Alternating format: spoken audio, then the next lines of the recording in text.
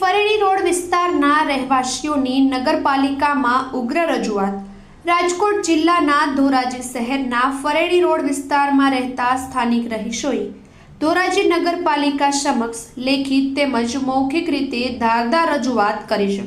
રહીશોએ જણાવ્યું છે કે તેઓ છેલ્લા ઘણા લાંબા સમયથી મૂળભૂત સુવિધાઓથી વંચિત છે। રહેવાસીઓના જણાવ્યા મુજબ વિસ્તારમાં યોગ્ય રોડની વ્યવસ્થા નથી, પીવાના પાણીની નિયમિત વ્યવસ્થા નથી તેમજ સ્ટ્રીટ લાઇટોની પણ ભારે અછત છે। આ કારણે રોજિંદા જીવનમાં ભારે મુશ્કેલીઓનો સામનો કરવો પડી રહ્યો છે। સ્થાનિકોએ આક્રોશ વ્યક્ત કરતા જણાવ્યું છે કે નગરપાલિકા દ્વારા તમામ પ્રકારના ટેક્સ નિયમિત રીતે વસૂલ કરવામાં આવે છે, તેમ છતાં પણ બદલામાં જરૂરી સુવિધાઓ આપવામાં આવતી નથી। જો અમે ટેક્સ ભરીએ છીએ તો સુવિધાઓ કેમ મળતી નથી, એવો સવાલ રહીશોએ ઉઠાવ્યો છે। રહેવાસીઓએ નગરપાલિકા તંત્રને તાત્કાલિક રોડ, પાણી અને લાઇટ જેવી મૂળભૂત સુવિધાઓ પૂરી પાડવા માંગ કરી છે। જો સમયસર યોગ્ય કાર્યવાહી નહીં થાય તો આગળ વધુ ઉગ્ર આંદોલન કરવાની પણ ચીમકી ઉચ્ચારવામાં આવી છે। પત્રકાર રાજુભાઈ બગડાની સાથે નરેશ પટણી, ડીજી ન્યૂઝ, ધોરાજી।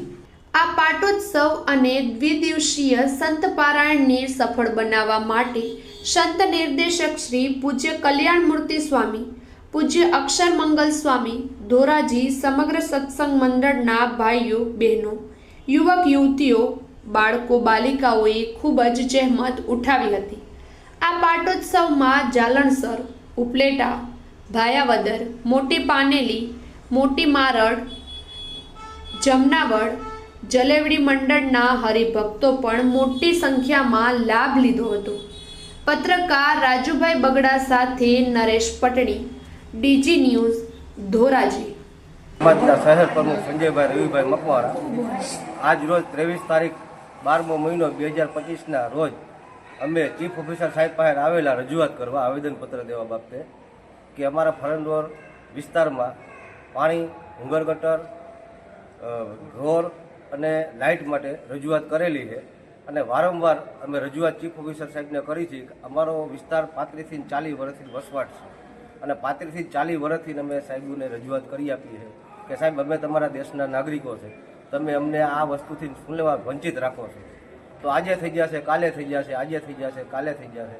એટલા માટે અમે મીડિયાને સાથે રાખીને અધિકારીઓ, ચીફ ઓફિસર સાહેબના જે નીચે અધિકારી છે એને અમે આવેદનપત્ર આપેલું છે અને એને અમને એવી બાંધણી આપેલી છે કે ભાઈ તમે બધા હરીમરીને બધા વ્યક્તિઓ આવેલા છો, નબળા માણસો છો, અમે તમારું સાંભળશું, અમે ચીફ ઓફિસર સાહેબને રજૂઆત કરશું અને તાત્કાલિક ધોરણે તમારું કામ ચાલુ કરશું।